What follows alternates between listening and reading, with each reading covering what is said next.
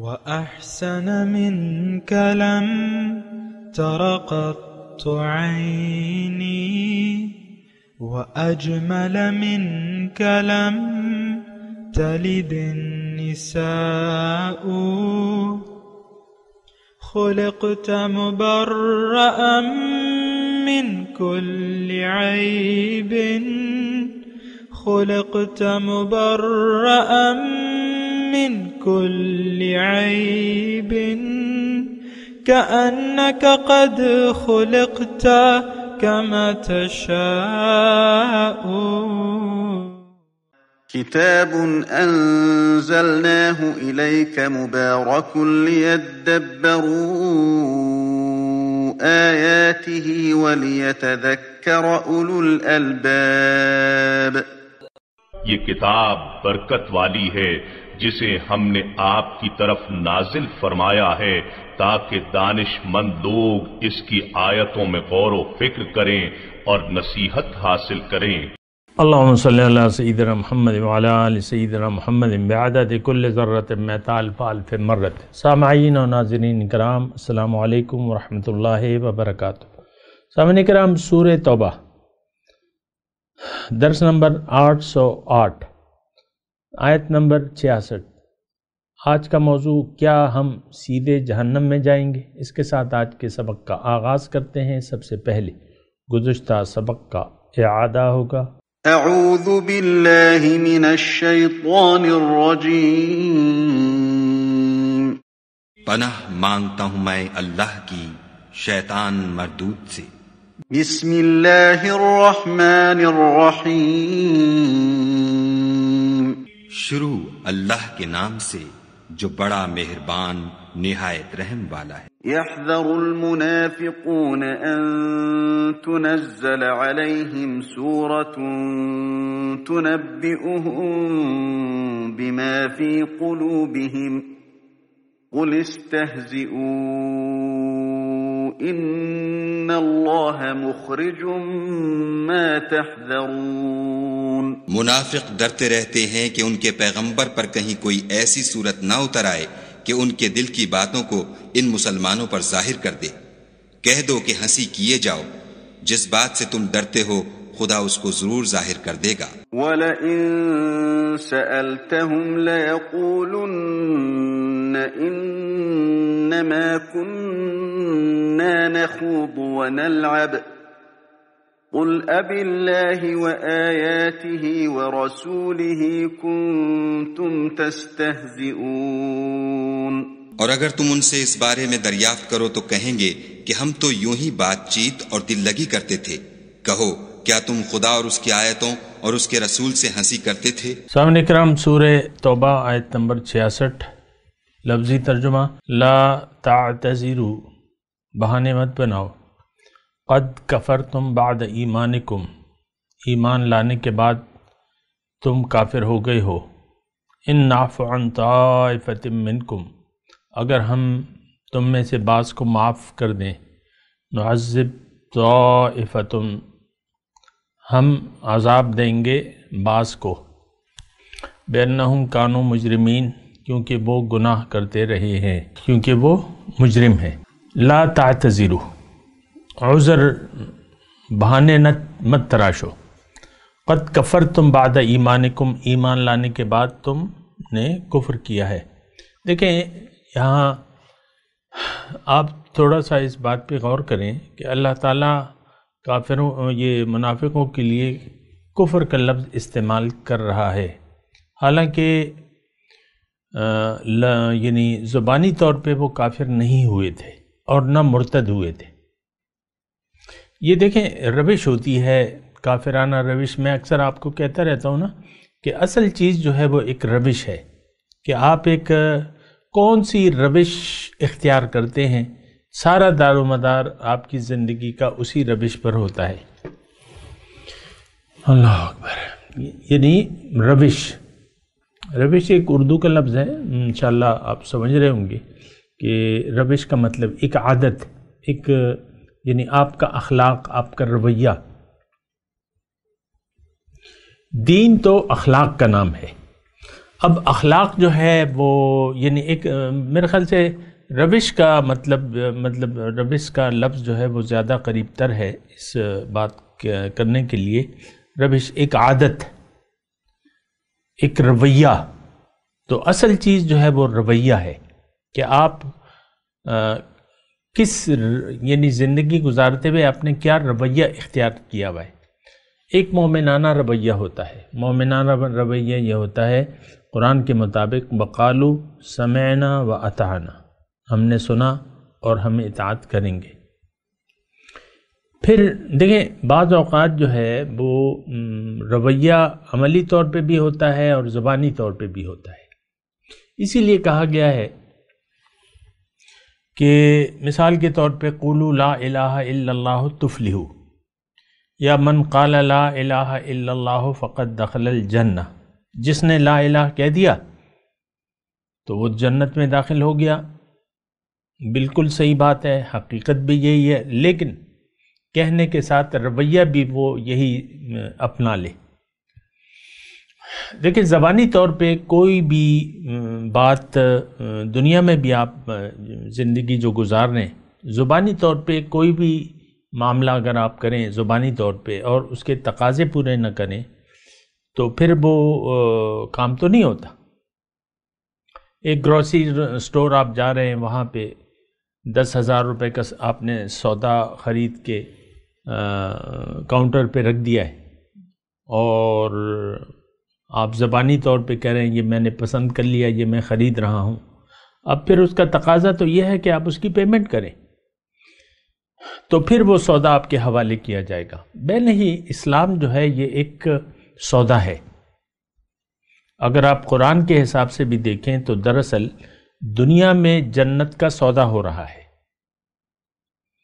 اور اللہ تعالیٰ نے واضح طور پہ اس کی تفصیل بیان فرمائی ہے کہ دینا کیا ہے اور لینا کیا ہے، دو گے کیا اور ملے گا کیا.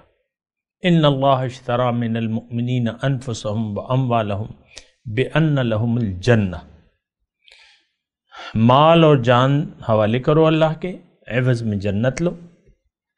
دیکھیں بہت آسان سودا ہے. اب مال و جان، آپ کتنا مال اور کتنی جان، فاتقوا اللہ ما استطعتم، بہت ہی خوبصورت الفاظ ہیں اللہ تعالیٰ کے کہ میں تمہیں تمہارے بس سے زیادہ بوجھ نہیں ڈالوں گا تم پہ. لا یکلف اللہ نفسا الا وسعها، اللہ تعالیٰ کسی نفس پر اس کی حیثیت سے زیادہ یعنی طاقت سے زیادہ بوجھ نہیں ڈالتا. تو مال اور جان آپ دے دیں جو بھی ہے، اور جتنی بھی آپ کی طاقت ہے وہ دے دیں، جنت آپ کی ہو گئی. دیکھیں میں قرآن کا بیان کر رہا ہوں اور میری حیثیت اس وقت اور کچھ بھی نہیں ہے سوائے اس کے کہ میں آپ کو قرآن کی اللہ کے فضل اور اس کی توفیق سے تفصیل بیان کر رہا ہوں. بس بات ختم ہو گئی. کوئی اور میرا آپ سے چاہت نہیں ہے، نہ مطالبہ ہے، اور کسی چیز کا میں آپ سے طالب نہیں ہوں سوائے اس کے کہ آپ قرآن کو سمجھیں تاکہ آپ کامیاب ہو جائیں. تو رویے کا میں تذکرہ کر رہا ہوں، ایک رویہ اور ایک روش. دیکھیں قرآن میں پھر تذکرہ ہے، اسی طریقے سے قرآن میں اللہ تعالیٰ نے بعض اوقات صرف رویے کی بات کی ہے اور صرف انسان کی روش کی بات کی ہے. اور تو اس لحاظ سے اگر آپ دیکھیں مثال کے طور پہ وہاں پہ جہاں پہ اللہ تعالیٰ ایک روش کی بات کر رہا ہے وہاں پہ کسی دین اسلام کسی مذہب کا تذکرہ ہی نہیں ہوا ہے، ایک روش کی بات ہے. مثال کے طور پہ آیت میں آپ کو پیش کرتا رہتا ہوں کہ قل هل ننبئکم بالاخسرین اعمالا، کیا میں تو تمہیں نہ بتاؤں کہ اعمال کے لحاظ سے سب سے زیادہ نقصان میں کون لوگ ہیں.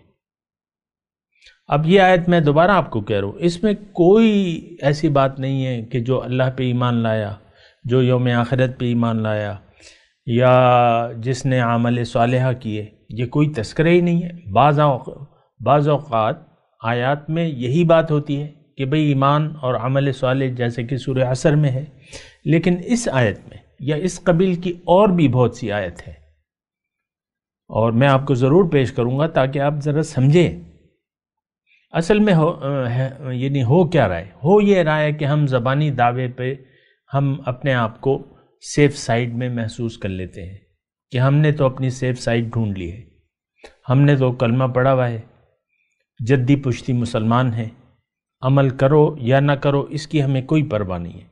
اعمال ہمارے مشرکانہ بھی ہیں اور کافرانہ بھی ہیں اور منافقانہ بھی ہیں۔ یہ بالکل میں آپ کو کھلے طور پہ آپ کو کہہ رہا ہوں، ایک چیلنج کے طور پہ کہہ رہا ہوں کہ ہمارے اعمال کافرانہ بھی ہیں، مشرکانہ بھی ہیں اور منافقانہ بھی ہیں۔ اگر نہیں ہیں تو مومنانہ نہیں ہیں۔ تو اصل بات تو رویے کی ہے۔ آپ کا رویہ اگر مشرکانہ ہے، منافقانہ ہے، کافرانہ ہے تو جنت میں آپ کا کیا کام ہے؟ چاہے آپ ہر روز 1000 مرتبہ کلمہ طیبہ کی تسبیح بیان کریں یا درود شریف پڑھتے رہیں، آپ کی تو بخشش ہونی نہیں ہے۔ آپ کا تو رویہ غلط ہے، آپ کا تو رویہ کافرانہ ہے، آپ کا رویہ مشرکانہ ہے، منافقانہ ہے۔ یہ ٹھیک ہے کہ آپ کو آپ پر اگر آپ کلمہ گو ہیں تو دنیا میں آپ پر کوئی فتویٰ، کوئی قانون، کسی قانون کے تحت آپ پر کوئی فتویٰ لگ نہیں سکتا، نہ کافر کا، نہ مشرک کا، نہ منافق کا۔ کسی کی یہ جرت نہ ہے، نہ اس کو اجازت ہے۔ یہ بات بھی ٹھیک ہے، کیونکہ دیکھیں حضور صلی اللہ علیہ وسلم نے ظاہر پہ فیصلہ کیا ہے، اور اسلام کی پالیسی یہ ہے کہ ظاہر پہ فیصلہ کرو، اندرونی معاملہ اللہ کے حوالے ہے۔ لیکن بات اگر یہ یہیں تک رہتی تو بات تو ٹھیک تھی، لیکن بات تو یہیں تک نہیں ہے۔ اللہ تعالیٰ تو فرما رہا ہے کہ میں تمہارے جسموں کو، تمہاری صورتوں کو اور تمہارے ظاہر کو نہیں دیکھتا، لیکن میں تمہیں تمہارے اعمال اور تمہاری نیت کو دیکھتا ہوں۔ اور یہ بھی آپ کو معلوم ہوگا کہ اسلام کا بنیادی ایک اصول ہے کہ انما الاعمال بالنیات، اعمال کا دار و مدار نیت پر ہے۔ جو کام آپ زندگی دنیا کے لیے گزار رہے ہیں اور چاہتے آخرت کا بھلائیں، یہ نہیں ہو سکتا، یہ نہیں ہو سکتا کہ آپ دنیا ہی کی کامیابی آپ کا مقصود ہے زندگی گزارنے کا، اور پھر آپ آخرت کی بھی کوئی توقع لگا لیں۔ یہ ممکن نہیں ہے سامنے کرام۔ میں واضح طور پہ اس لیے کہہ رہا ہوں، بعض اوقات یہ کہا جاتا ہے کہ بھئی تھوڑا ہاتھ ہولا رکھو، تھوڑی نرمی کرو، تھوڑی یہ کرو وہ کرو، کہا جا رہا ہے ہم سے، اور ممبر سے یہ تسلیاں دی جاتی ہیں بسا اوقات کہ بھئی تم تو جدی پشتی مسلمان ہو، تم تو حضور کے امتی ہو، اور تم نے تو جانا ہی جانا ہے جنت میں، غم مت کرو، جو مرضی آئے کرو۔ یہ نہیں کہا جاتا کہ جو مرضی آئے کرو، لیکن تسلی دی جاتی ہے کہ بھائی تم تو پکے جنتی ہو۔ ایسا تو نہیں ہے سامنے کرا، بالکل نہیں ہے ایسا۔ اور حضور صلی اللہ علیہ وسلم نے تو واضح طور پہ ہمیں بتایا ہے کہ میرا ہر امتی جنت میں جائے، کل امتی یدخلون الجنت الا من ابا۔ فرمان مصطفیٰ ہے کہ میرا ہر امتی جنت میں جائے گا، لیکن وہ نہیں جس نے نافرمانی کی۔ صحابہ نے پوچھا کہ کون، نافرمانی سے کیا مراد ہے آپ کی، کون جنت میں نہیں جائے گا؟ تو حضور صلی اللہ علیہ وسلم فرمایا کہ جس نے میری اطاعت کی وہ میرا امتی ہے اور جنت میں جائے گا، اور جس نے میری نافرمانی کی تو اس نے انکار کیا۔ اطاعت سے انکار کرنے والا جہنمی ہے۔ آج ہم من حیث القوم اطاعت سے انکار کرنے والے ہیں۔ قد کفرتم بعد ایمانکم، ایمان ایک تو اچھا، یہ جملہ جو ہے یہ قابل غور ہے، لا تعتذروا قد کفرتم بعد ایمانکم، بہانے مت بناؤ۔ کس سے کریں؟ 2020 کے ہم سے اللہ تعالیٰ فرما رہے ہیں۔ اور یہ تھوڑا سا آپ دیکھیں اس کا تخاطب کا انداز گرامر کے لحاظ سے براہ راست خطاب ہے مومنوں سے۔ یہاں بالواسطہ نہیں ہے خطاب، ہم سے اللہ تعالیٰ براہ راست مخاطب ہے کہ بہانے مت بناؤ، تم نے ایمان لانے کے بعد انکار کی روش اختیار کر لی ہے، تو اب میں تمہیں عذاب ضرور دوں گا۔ ہاں وہ لوگ جو جنہوں نے توبہ کی تو ان کو تو میں معاف کر دوں گا۔ تو آج بھی ہمارے سامنے ایک گنجائش موجود ہے، میں آپ سے مخاطب ہوں، اسی وقت اگر آپ توبہ کر لیتے ہیں یا لیتی ہیں، مذکر ہو یا مؤنث، اللہ تعالیٰ آپ کی توبہ کو قبول کر لے گا۔ لیکن میں وہ اس آیت کی طرف آپ کو لے جاؤں گا جو میں نے ابھی بیان نہیں کی ہے، قُلْ هَلْ نُنَبِّئُكُمْ بِالْأَخْسَرِينَ أَعْمَالًا۔ روش کا میں تذکرہ کر رہا تھا کہ کیا میں تمہیں نہ بتاؤں کہ سب سے زیادہ نقصان میں کون لوگ ہیں؟ الَّذِينَ ضَلَّ سَعْيُهُمْ فِي الْحَيَاةِ الدُّنْيَا، یہ وہ لوگ ہیں جن کی ساری کوششیں گم ہو گئیں دنیا ہی کے لیے، ان کا مقصود بھی دنیا، محبوب بھی دنیا، مطلوب بھی دنیا۔ ضَلَّ سَعْيُهُمْ فِي الْحَيَاةِ الدُّنْيَا وَهُمْ يَحْسَبُونَ أَنَّهُمْ يُحْسِنُونَ صُنْعًا، اس کے باوجود کہ ان کی ساری کوششیں، ساری دوڑ دھوپ دنیا کے لیے ہے، اس کے باوجود ان کا خیال یہ ہے کہ ہم کچھ اچھا کر رہے ہیں۔ اب یہاں تھوڑا سا اگر آپ غور کریں، دیکھیں یہ قرآن ہے،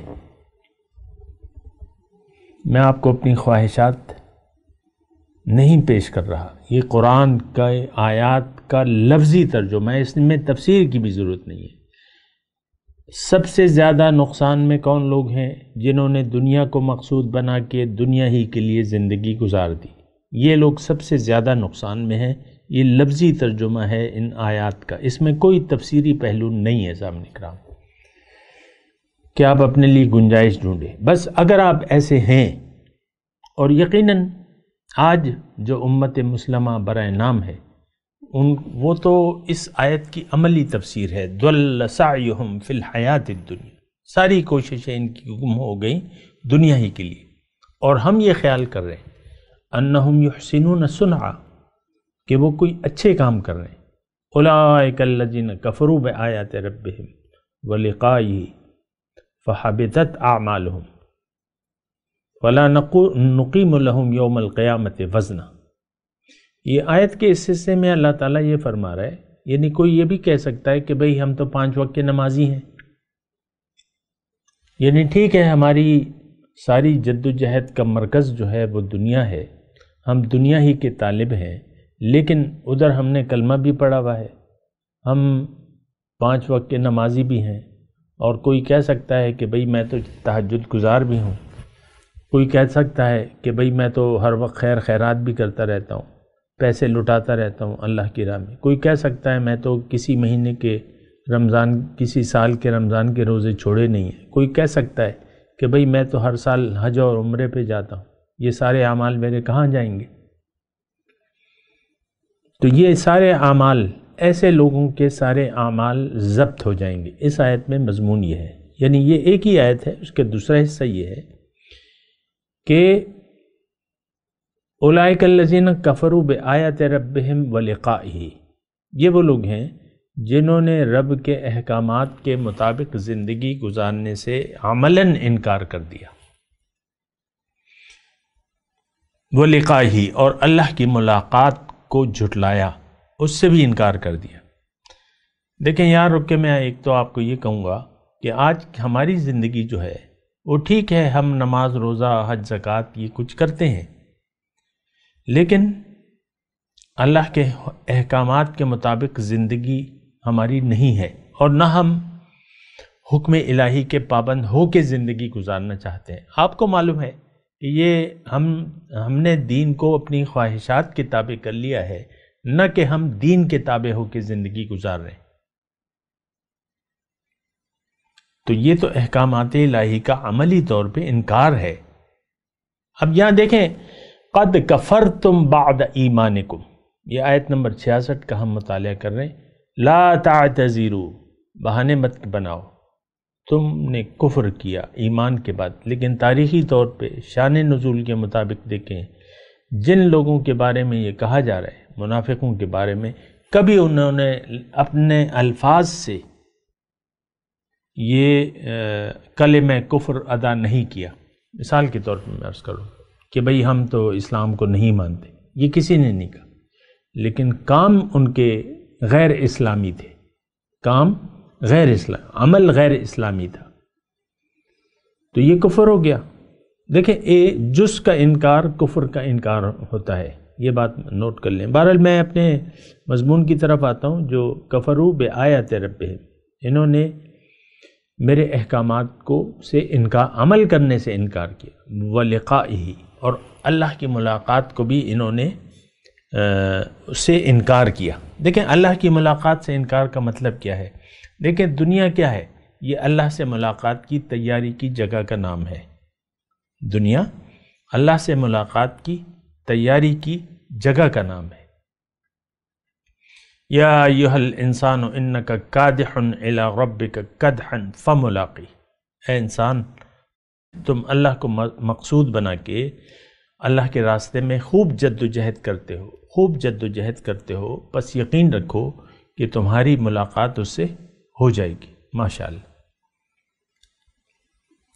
لیکن ہم دیکھیں اپنے آپ کو، تو آپ دیکھیں نا، ہم اس قوم نے جو بھی ہے سب کے سب نے اپنی منزل اور کعبہ ہمارا دنیا ہے.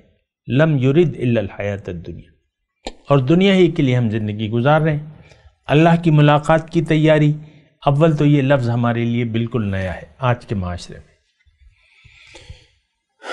اللہ کی ملاقات یہ لفظ بالکل ہی نیا ہے ہمارے لیے، ایک یعنی نیا لفظ ہے. ہمیں تو کسی نے ممبر سے نہیں بتایا کہ بھئی اللہ کی ملاقات روز قیامت تمہاری ڈن ہے، اس سے تم یعنی اس کے لیے اپنے آپ کو دنیا میں اہل بنانا ہے. آپ مجھے سچی سچی بتائیں کہ اس طریقے سے یہ جملہ آپ نے اپنی زندگی میں کبھی کسی سے سنا ہے کہ دنیا اللہ سے ملاقات کی تیاری کے لیے اللہ تعالیٰ نے دنیا میں انسان کو بھجوایا ہے، اور تمہیں چاہیے یہ کہ اللہ کو مقصود حیات بنا کے اللہ کی ملاقات کے لیے تیاری کرو. کبھی آپ مجھے وہ ڈیٹ نہیں بتا سکتے کہ آپ نے یہ جملہ کسی سے بھی سنا ہو.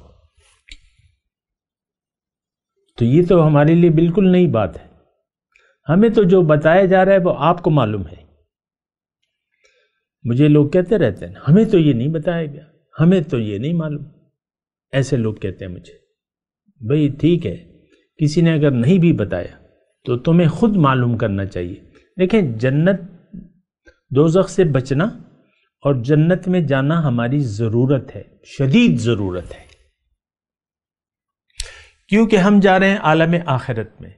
اور آخرت میں کیا ہے؟ یہ اللہ سے پوچھے. اللہ نے قرآن میں فرمایا وَفِي الْآخِرَةِ عَذَابٌ شَدِيدٌ وَمَغْفِرَةٌ مِّنَ اللَّهِ. آخرت میں یا تو عذاب ہے شدید یا بخشش ہے. تو جنت میں جانا اور دوزخ سے بچنا ہماری شدید ضرورت ہے. افسوس یہ ہے کہ یہ ضرورت کا احساس ہمیں نہ دلایا جاتا ہے، نہ ہم خود اس کے بارے میں سوچتے ہیں. کیوں؟ کہ ہم تو آلریڈی ایک منزل کا انتخاب کر چکے ہیں اور وہ دنیا ہے. اب آخرت کے بارے میں سوچنا سمجھنا یہ ہمارا کام نہیں ہے. دیکھیں گے دیکھا جائے گا، یہاں دے دو وہاں لے لینا، دیکھا جائے گا. آخرت جب پڑے گی تو دیکھیں گے. دیکھیں یہ ایک بہت کثیر طبقہ ہے کہ یعنی جو پیش آنے والا ہے، ہمارے ساتھ جو معاملہ ہونے والا ہے اس سے ہم غافل ہیں. اور آخرت کی بات تو الگ ہے. قبر کا جو یعنی آپ کی جو پہلی رات ہوگی قبر کی، اس سے بھی ہم غافل ہیں. اور وہ تو بس آپ کی آنکھیں بند ہوئیں اور آپ کی یہ رات جو ہے وہ قبر میں ہوگی. یہ تو آپ نے سنا ہوگا جو رات قبر میں آنی ہے وہ دنیا میں نہیں گزار سکتے آپ زندگی کی حالت میں، وہ قبر میں ضرور آئے گی. اور ہمیں کیا پتہ کہ موت کب آئی ہے. وَمَا تَدْرِي نَفْسٌ بِأَيِّ أَرْضٍ تَمُوتُ. اللہ تعالیٰ فرما رہا ہے کسی کو نہیں معلوم کہ تم کہاں پہ مرو گے. موت کا وقت بھی ہمیں نہیں معلوم، تو نہیں معلوم لیکن مرنا تو ہے، اس پہ تو یہ سب کا یقین ہے، لیکن سب لوگ اس سے غافل ہیں. تو دیکھیں، میں صرف آپ سے یہ گزارش کر رہا ہوں کہ غلط فہمی، اگر آپ غلط فہمی میں پڑے رہے تو نقصان آپ کا ہی ہے. اور میرے رسول صلی اللہ علیہ وسلم فرماتے ہیں کہ الکیس من دان نفسہ وعمل لما بعد الموت والعاجز من اتبع ہواہ وتمنى علی اللہ او کما قال. فرماتے ہیں کہ ہوشیار انسان وہ ہے، الکیس، کیس کہتے ہیں زیرک، دانا، سمجھدار وہ ہے جو اپنے نفس کو قابو میں کر لے، وعمل لما بعد الموت، اور عمل کرے اس زندگی کے لیے جو موت کے بعد ہوگی. اور بے وقوف ہے، والعاجز، بے وقوف ہے، کمعقل ہے، وہ جو خواہشات نفس کی بنا زندگی گزار رہا ہے اور اللہ پر امیدیں باندھ کے زندگی گزار رہے ہیں. وتمنى علی اللہ، اب یہ امیدیں تو جھوٹی ہیں. ایک آدمی آگ کھا رہا ہے اور وہ یہ سمجھ رہا ہے کہ میری پیاس بجھ جائے گی. کیا آپ ایسا، یعنی یہ مثال آپ میرے خیال سے کافی ہے. ہم دنیا میں آگ کھا رہے ہیں اور ہم سوچ رہے ہیں کہ ہماری جنت میں جگہ ہے. ہم تو آگ میں اپنا گھر بنانے کی بھرپور سرتوڑ کوشش کر رہے ہیں. اگر کوئی صاحب حال لوگ آپ میں سے ہوں اور وہ باطن کی نظر سے دیکھیں تو در حقیقت ہم سب لوگ دوزخ میں جانے کی انتہائی جلدی میں ہیں. ہر ایک دوزخ میں بہت اعلیٰ مقام حاصل کرنا چاہ رہا ہے ہم میں سے، لیکن معاملہ تو اس کے برعکس ہونا چاہیے. اللہ تعالیٰ نے ہمیں فرمایا وَسَارِعُوا إِلَىٰ مَغْفِرَةٍ مِّن رَبِّكُمْ وَجَنَّةٍ، تم جنت میں جانے کی اور رب کی بخشش کے لیے جلدی کرو. لیکن ہم جلدی کر رہے ہیں. یہ میں دیکھیں بہت ذمہ داری سے الفاظ کر رہا ہوں، ہمیں جلدی ہے دوزخ میں جانے کی. آپ دیکھیں پاکستان کا جو ماحول ہے، مال حرام ہے، رشوت ہے، کرپشن ہے، ہر جگہ دغا بازی ہے، دھوکہ دہی ہے. اور اگر نہیں بھی ہے لیکن منزل دنیا ہے تب بھی آپ نقصان میں ہیں. اگر نہیں بھی ہے، مال حلال کما رہے ہیں، آپ بڑی محنت سے کما رہے ہیں، حلال کما رہے ہیں، لیکن مقصود دنیا ہے، اللہ کو آپ نے بھلا دیا ہے. فَالْيَوْمَ نَنْسَاكُمْ، اب یہ آیت آنے والی ہے. فَالْيَوْمَ نَنْسَاكُمْ كَمَا نَسِيتُمْ لِقَاءَ يَوْمِكُمْ هَٰذَا. اگر حلال بھی آپ کما رہے ہیں لیکن منزل دنیا، محبوب دنیا، مقصود دنیا، مطلوب دنیا، تب بھی آپ دوزخ میں جائیں گے. یہ بات نوٹ کر لیں. میں تلاوت کرتا ہوں، میرے ساتھ دہرائیے. اعوذ باللہ من الشیطان الرجیم، بسم اللہ الرحمن الرحیم. لا تعتذروا، بہانے نہ بناؤ، قد کفرتم بعد ایمانکم، تم ایمان لانے کے بعد تم نے کافرانہ روش اختیار کر لی. ان نعفو عن طائفۃ منکم، یہاں بریکٹ میں ہم لگائیں گے کہ اگر کوئی توبہ کر لیتا ہے، ان نعفو، اگر میں معاف کر دوں توبہ کرنے کی وجہ سے ایک ٹولی تم میں سے، یہ توبہ کرنے کی وجہ سے یہاں بریکٹ میں لگے گا. ان نعفو، اگر ہم معاف کر دیں بوجہ توبہ اور اپنی اصلاح کے، ایک ٹولی تم میں سے، نعذب طائفتن، دوسری ٹولی کو ہم یقیناً عذاب دیں گے، بأنہم کانوا مجرمین، کیونکہ وہ مجرم رہے اور مجرم تھے. اب ان آیات کی تلاوت اور ترجمہ.